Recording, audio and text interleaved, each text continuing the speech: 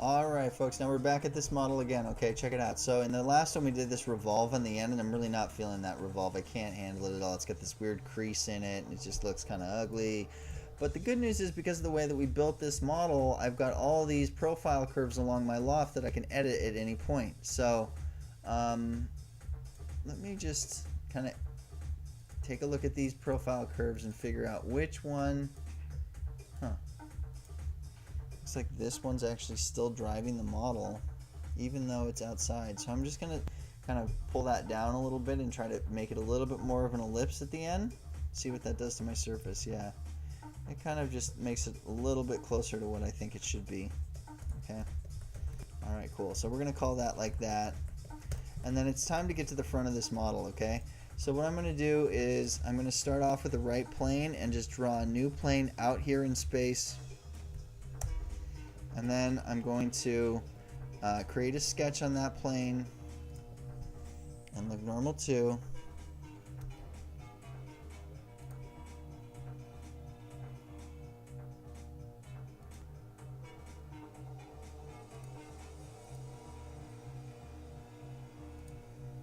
And I'm going to try to give as few points as possible. Now this curve looks whacked out, but that's okay because I can always muscle it back into place to get what I want. Now the front of this brush looks kind of like it's got this kind of weird sort of V-shaped look to it. So I'm going to try to get somewhere near that. It's got a pillowed surface on one side and it's got like a V dip in the other side. So I'm going to go ahead and try to do that. I'm going to bring these sketches and make sure that I have a horizontal relation on this so that I can mirror it later.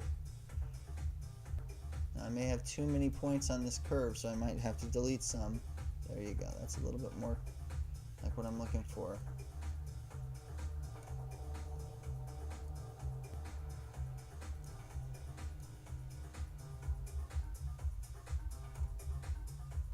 Now this one down here, I'm going to actually add a point to it, like here, because I want it to be a little bit more pillowed.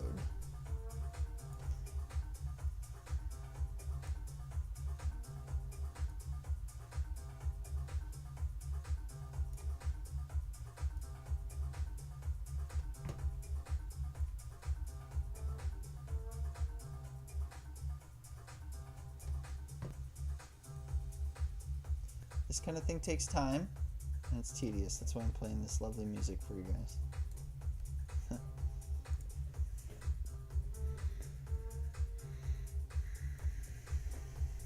Actually think that kind of looks cool like that, so I'm going to call it like that. I think I'll get a nice cool hard edge right here. Take a straight line.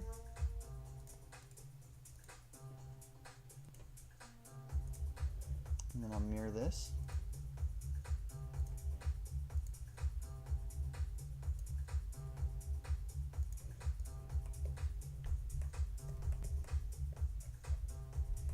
There we go. Okay, now what I can do is I can just do an extruded surface off of that all the way up to my brush. See how that's a nice clean surface, guys? That's our goal here, is to have one nice clean opening on one side that's going to go to one nice clean opening on the other side. Now this is still segmented into two different curves, but that's okay because it's just two. If it was a bunch of other ones, then it might be a little bit more difficult. Other benefit of what's going on here is that I now have this curve here that's running the extruded surface, so I can adjust this thing as I want until I get a design that I like.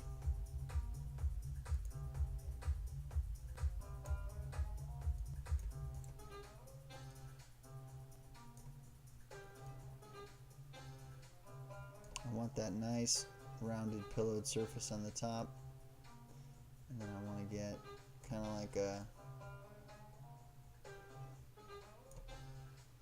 tight valley inside of here like that, and that should just update. And there you go. Okay, moment of truth now. We're going to use lofted surface. We're going to right click on this open edge here and go selection manager, and then we're going to select both sides of this surface as one using the selection manager. You can see it enter in over here under the profile section. And then we're going to go over here and we're going to grab this clean edge as well. Alright. Now there you go. So that's loft doing its thing, right? It's doing okay. It looks like the kind of guide curve there is doing what it's supposed to do. All we have to do with this loft is set the start and end constraints to curvature to face. And what that does is tell this surface how to jump off of this surface here. So you can see it now jumps straight off of there. And every time you set a curvature to face command onto a loft, you get these little purple handles that kind of tell the surface how far off of the edge should it remain tangent. So that's up to you. You get to do that part. Okay? You get to call that shot yourself as the designer. Now, I should probably take a glance over at the actual brush itself and see what it looks like, but I think I'm just going to eyeball it. There we go. Let's see how that looks. Pretty good. Almost makes me feel like this is exactly the way that the brush was built in the real world. The fact that we've got this nice little crease that kind of fades up to nothing, I think that's about right. Okay? So good. So I'm going to save my work now.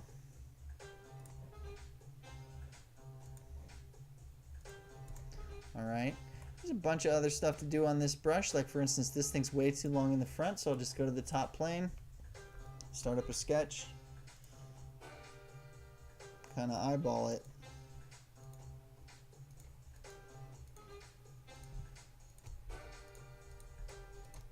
And we'll just do trim surface.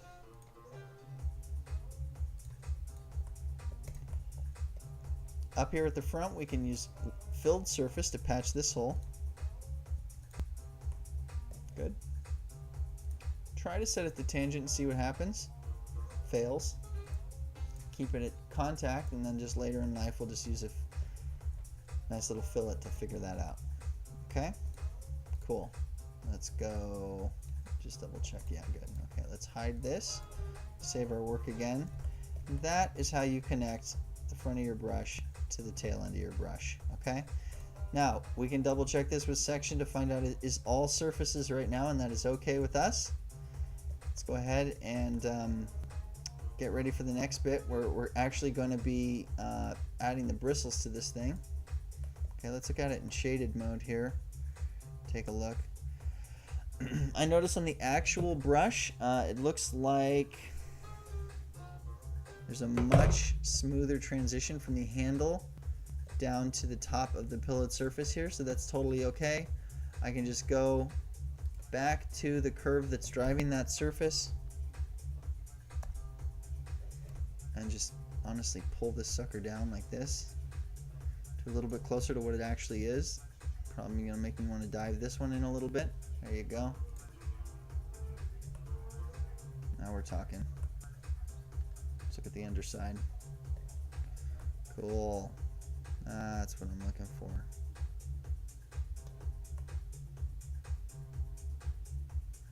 Everything else is updated. Last one, and maybe the most frustrating one. Let's see if we can get a fillet to run on this thing. Okay. I've got it set to 10 millimeters, so let's go 0.5 millimeters. Items to fillet. Let's do this entire edge. None of the faces can be filleted. Oh, because we're dealing with surfaces. We'll do our fillets later. Don't worry about it. Okay? So anyway, moral of the story on this one, guys. Set yourself up for success, okay? When you create your handle profile, make sure it ends with a nice, clean profile on the end, and you have access to a nice, clean. If it's all segmented and cut in half and stuff, it's just gonna disallow the loft tool from working properly. Same goes for this thing. When you draw this profile curve to do your extruded surface up to the next one, do it as clean as possible. Look at it, I've got 1, 2, 3, 4 points on this line, and then I mirror it. Okay, every point that you add to a curve is going to add a crease to your model, and those creases are going to just cause you hiccups later on. Okay, so let's all try to get to this point. This is not hard stuff. I think I'm looking at 20 minutes in on this video, and this is a pretty perfect transition. I think we can move on to the next part really easily. Okay, thanks for watching. Give this a try yourself. Don't be afraid to start over. If your model is giving you too much trouble, you're only 20 minutes away from figuring it out from the start. Okay. All right, bye-bye.